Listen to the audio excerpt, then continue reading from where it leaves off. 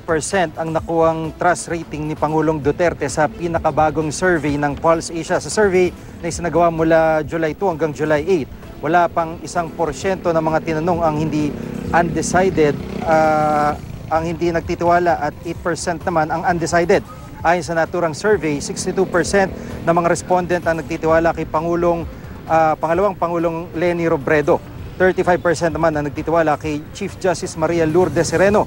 1,200 na nasa edad 18 pataas ang sumagot sa survey na mayroong margin of error na ±3%. Ilan sa mga isyong pinag-uusapan noong panahong ito ang panunumpa sa pwesto ni Duterte at Robredo, ang pag-hain ng reklamo laban kay dating Pangulong Ninoy Aquino dahil sa Disbursement Acceleration Program at engkwentro sa Mama sa Panao, Maguindanao, ang pagdami ng mga napapatay na drug suspect sa mga police operation.